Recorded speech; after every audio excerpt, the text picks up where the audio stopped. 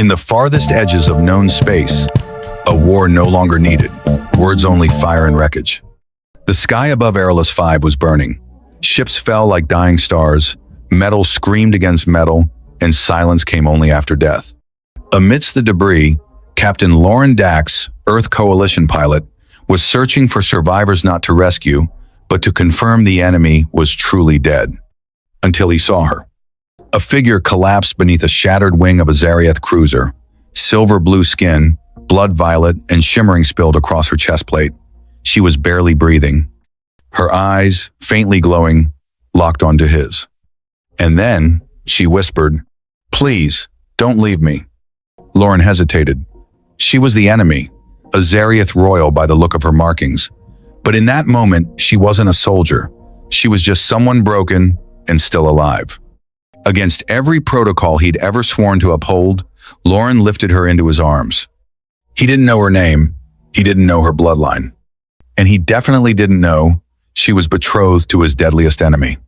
The engines hummed low, a dull vibration beneath his boots as Lauren guided the shuttle away from the burning wreckage of Airless 5. His hands moved with muscle memory, but his mind was trailing far behind, stuck somewhere back in that scorched crater, staring into violet eyes filled with pain. She was still there, lying behind him on the med bench, barely breathing. Not an enemy, not anymore. Just someone who had whispered one word through split lips. Please, and somehow that had been enough to override everything else. His orders, his oath, his instinct for survival. He glanced back. Silver blue skin, streaked with blood that shimmered in the cold light. Hair like liquid starlight, a face too serene for someone so broken. She looked more like a fallen statue than a prisoner of war. You better not die, not after what I just did. The nav display blinked with warnings. He had gone off course, off comms, off the record. He entered coordinates manually, directing the shuttle toward a forgotten, moon uncharted, unclaimed, and blessedly silent. A place where no one would come looking. Somewhere quiet enough to breathe. The stars blurred into lines. Behind him, she stirred. A whisper slipped from her lips, soft and strange. Not Earth language, not in any database he recognized. A prayer maybe, or a name. He didn't ask. Instead, he knelt beside her and pressed a med patch to the scorched plating of her armor. Her skin glowed faintly beneath it, warm to the touch, pulsing with life. Karenval. He didn't know what the words meant. Yeah, he said quietly, not sure who he was talking to. Me too. The shuttle descended into the moon's atmosphere like a ghost slipping between stars. No signal, no beacon, just dust and silence waiting below. The old recon outpost was still there, buried beneath rock and time. He carried her inside, careful not to jostle her too much, though her body barely responded. He laid her on the table, connected what equipment still worked. The readings didn't make sense, but they were better than flatlines. Her lips parted again, her voice cracked like old glass. Why? He looked at her for a long moment. Then he answered, not with logic, but something far simpler. Because you were still breathing. She didn't respond, just a flicker in her eyes. Then her hand moved just enough to reach for his arm, fell short. And yet, something in that moment shifted. He hadn't just saved a life. He'd opened a door he might never be able to close. The outpost was quiet. Just the faint hum of recycled air, the slow beep of mismatched vitals, and the sound of Lauren pacing. He hadn't slept. Not really, just closed his eyes long enough to see her face again burned into his thoughts like a memory he never asked for. She hadn't spoken since the shuttle, but she was alive. The med scanner blinked amber instead of red. Her breathing was stronger. Color had returned to her cheeks, or whatever the Zariath version of cheeks was. Lauren didn't know. He wasn't a xenobiologist. He was a pilot, a soldier, a man who had done something stupid. And now, he couldn't stop watching her. The curve of her neck, the faint lines etched into her skin, were they scars or symbols? Her body moved with a grace even in unconsciousness. Delicate, alien, beautiful in a way that made him uncomfortable to notice. She exhaled sharply. Lauren leaned in. Her eyes fluttered open, slow and cautious, like someone waking from too many lifetimes of sleep. They locked onto his, and for a moment, neither of them breathed. You're safe, he said quietly, unsure if the words meant anything in her language. "You're safe. For now." Her lips parted, voice dry as dust. You are human." He nodded, careful. "Lauren Dax, Captain." She blinked again. Her gaze drifted across the sterile walls, the metal seams, the flickering light above them. "This is not your base. Number. It's mine. Off the books." She tried to sit up. Her body disagreed. She winced, fell back. Lauren stepped forward instinctively, but she raised a hand to stop him, not in fear, in pride. Royal pride. "I don't need your help." He raised an eyebrow. "You're hooked up to 3-4 lines and a field regulator I had to rewire with chewing gum. Trust me, you need something." She didn't smile, but her eyes softened just a little. "You saved me," she said. It wasn't a question. "I did." "Why?" He hesitated. There were 1,000 wrong answers. Orders, morality, instinct. But he said the truth instead. "Because you were dying, and I couldn't let you." She looked at him for a long time, studied his face like a riddle, then nodded once, as if granting him the benefit of the doubt. "I am Vareya," she said, "first daughter of Zariath." He felt the words hit like a slow-moving bullet. Royalty. Of course she was. "I'm guessing I should be bowing or something." "That won't be necessary," she said softly. "I doubt either of us will survive long enough for formalities." The silence stretched between them, thick with questions neither was ready to ask. Outside, a low rumble of distant thunder echoed through the rock walls. Not a storm, just the gravity shift, natural, harmless. But it felt like a warning. Somewhere deep beneath the ground, and deeper still beneath his chest, Lauren realized something dangerous had already begun. He wasn't just hiding an enemy, he was starting to care. Days passed. The kind of days that blurred together, silent, slow, suspended in a corner of the galaxy no one cared to look at. The outpost held them in uneasy orbit. One human, one alien royal, and the fragile thread of peace neither of them knew how to name. Vareya moved more easily now. Her wounds were healing, her voice steady. She walked the narrow corridors of the shelter like a queen stripped of her crown, but not her pride. Lauren kept his distance at first, watched her from the shadows of routine, fixing broken equipment that didn't matter, rechecking a power cell that didn't need rechecking. But she noticed. She always noticed. "You keep pretending you're not curious," she said once while sipping something vaguely like tea. He didn't look up. "About what?" "About me." He smirked. "You're not exactly hard to look at." She tilted her head, not insulted, just amused. "Flattery from a human, that's new." "Well, I haven't exactly had tea with a Zariath princess before." Her expression changed. Something flickered behind her eyes. She looked away. "You still think I'm your enemy, don't you?" "I don't know what to think," Lauren admitted. "Every war I've fought in had uniforms, clear sides. You don't fit that picture." She was silent for a while. Then softly, "Maybe I don't want to." They sat in that silence, and for the first time since she'd opened her eyes, she let herself lean back, not like a soldier ready to spring, but like someone tired. Later, he found her humming in the cargo hold. Not words, just melody, haunting, otherworldly, beautiful. "What's that song?" he asked. "A lullaby. My mother used to sing it when I was afraid of storms." He leaned against the bulkhead, arms crossed. "Still afraid of them?" "Number only of quiet." "The quiet?" She nodded slowly. "Because it never lasts."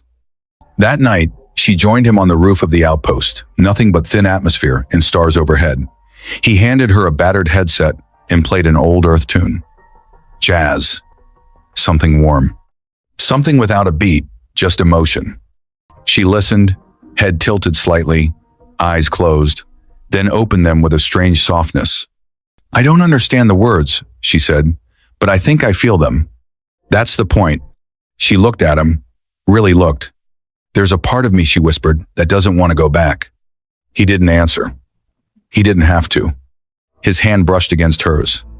And this time, she didn't pull away. That night, nothing exploded. No orders came, no betrayal. Just two people under the same stars, discovering something quietly forbidden. Something dangerously close to love. The stars were still overhead, but something had shifted. It wasn't the cold air wrapping around the outpost shell. It was her silence. Viraya had become quieter over the past few days. Her laugh, once rare but real, had gone missing. Her voice, always measured, always proud, had taken on an edge. Not fear, something worse. Restraint. Lauren noticed. He always did. He didn't press. Until the message came. A soft, irregular ping blinked on the console, barely noticeable. Lauren was in the comms bay, repairing a cracked display. He tapped the feed by habit, expecting static. But it wasn't static. It was a transmission, buried in old Zariath encryption. At first, just sound low, guttural, rhythmic. Then a face. Alien, commanding, familiar. Lauren froze. General Raxter. The name echoed like a death sentence in every military briefing Lauren had ever sat through. He'd seen the footage worlds burning, cities turned to ash, soldiers mutilated in orbit. Raxter wasn't just a warlord. He was fear itself, carved into armor and policy. And now he was calling. Not to Lauren, but to her. Viraya, the general's voice rumbled across the signal. My betrothed, you were supposed to arrive cycles ago.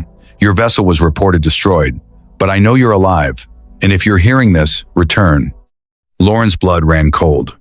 He didn't move, just stared at the screen, the pieces clicking together in slow, violent silence. The royal markings, the pride, the secrets. She hadn't been lost. She'd been running. He turned slowly. She stood behind him. Not startled, not ashamed. Prepared. You knew? His voice was quieter than he meant it to be. She nodded once. I was meant to marry him to secure peace between our houses. And instead, I fled. Lauren stepped back. It felt like betrayal, even though he didn't know what had been promised. You're royalty, he said flatly. I told you. You told me your name. You didn't tell me you belonged to a monster. Viraya's eyes flashed. I don't belong to anyone. Then why lie? I didn't lie. I just didn't tell you everything. He looked away, toward the stars, toward anywhere but her. This, he gestured between them, was this real or just a place to hide? She said nothing at first. Then, it was the only thing that felt real. Silence hung in the air like shattered glass. Then Lauren turned away, the weight of the war suddenly heavier on his shoulders. You need to leave, he said. Her voice cracked, the words barely above a whisper. If I go back, I'll be forced to marry him. If I stay, it will be war. It already is. He didn't look at her. He couldn't. Outside, a thin wind began to rise, stirring the dust across the barren rocks. Inside, two hearts on opposite sides of a galaxy stood perfectly still. And somewhere in that stillness, love took a breath it might not survive. The silence between them didn't fade. It deepened. Like a void, neither of them could cross without breaking. Viraya stood at the edge of the docking bay, fingers curled tightly around the seal of her cloak. She looked smaller now, not because she was weak, but because she had never looked so human. Lauren watched from a few feet away, arms folded, not in anger, in defense, against everything he felt but didn't want to say. She'd asked for the ship, not to flee, but to go back. I can't let you do this, he said quietly. Viraya turned to face him, her eyes unreadable. You can't stop me. You'll be walking into your own cage, into the arms of a war criminal. And what's the alternative? Her voice cracked. Stay here with you? Play pretend while my people bleed in a war I could have ended by marrying him? You think that's peace? She didn't answer. Lauren stepped forward, his voice lowered, not harsh, but heavy with something deeper. You want to go back to him? Fine. But answer me one thing first. Her eyes met his. Did you feel anything? He asked. When we watched the stars together, when I held your hand, when you let me in? She hesitated, just for a breath, then whispered, too much. He nodded slowly, jaw tight. That's what I was afraid of. She walked past him, each step echoing like a heartbeat. Then she stopped. I carry something now, she said. He turned. She placed a hand on her stomach. It's early, barely formed, but it's yours. Lauren went still. Everything in him collapsed into silence. He opened his mouth, Nothing came out. Now you understand, she said. If I stay, Raxter will find us. If I go, maybe I can protect both of you. Tears rimmed her eyes, but her voice never trembled.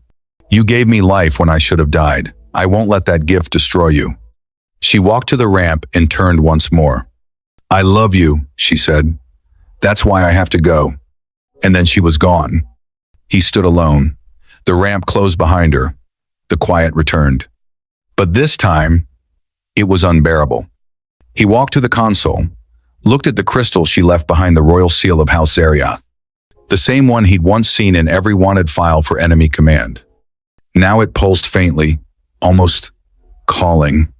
He could let her go. Or he could break the galaxy to bring her back. War doesn't end with gunfire. It simply falls silent long enough to make rooms like this possible. Cold, ornate, breathless. In orbit above the neutral planet of Sithras Prime, a peace summit had been called, the first since 81 days of blood and ruin. On one side sat Earth's commanders, eyes weary but hands still firm with power.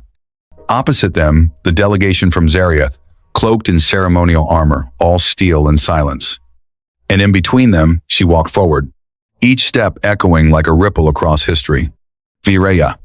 Her royal armor gleamed like liquid glass, bearing the seal of her house on her chest like a rising sun. She did not bow. She didn't have to. She carried the names of two worlds, but belonged only to herself. Her gaze scanned the chamber knot, searching for permission. But for someone, and then she found him. He entered without fanfare, without guards. Loren Dax. No longer a soldier. No longer a fugitive. Just a man who had returned with the one thing no warlord could silence. The truth. No one stopped him.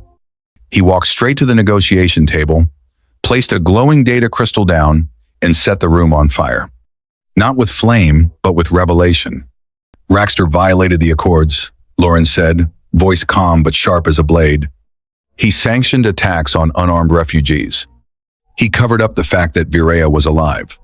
He used her betrothal as a weapon. No one answered. Because they didn't need to. The silence spoke for them. Vireya stood frozen. But in her eyes, something fierce had begun to burn. Raxter stood, looming like a thunderstorm. You're a traitor, he growled. You have no place here. Loren didn't flinch. You threaten the mother of my child. A sharp intake of breath rippled through the room. Vireya's hands trembled. It's true, Loren said. She's carrying my child, and I won't let that child grow up in the shadow of someone like you. Raxter moved to strike. But Lovewen, it has something to protect us faster than hate. Two flashes of light. One body collapsed. Not Loren's. No one fired after that. No one moved. Because some endings don't need orders. They just need courage. Vireya walked to Loren. Slow, steady. She placed her hand on her belly. And for the first time, in front of everyone, she was not a princess. Not a symbol. Just a woman who had chosen love. So, you've made it to the end of this journey. A story that, on the surface, was about a man and an alien princess. But beneath the stars and the silence, it was always about something deeper. A connection born in the ashes of war, a love that defied bloodlines, orders, and fate itself. He saved her never, knowing she was promised to his greatest enemy. She loved him knowing that choosing him might burn down everything she once stood for. They didn't win with weapons. They survived by choosing each other. And now, a new life is growing inside her. A symbol of something the galaxy thought impossible. Hope. If this story left something in you, a question, a feeling, even just the echo of Vireya's eyes or Loren's final words, then maybe you're one of us. Someone who doesn't just watch stories, but feels them. Don't forget to subscribe to Alien Chronicles and return when you're ready. Because this wasn't the end. This was the first time they chose to love.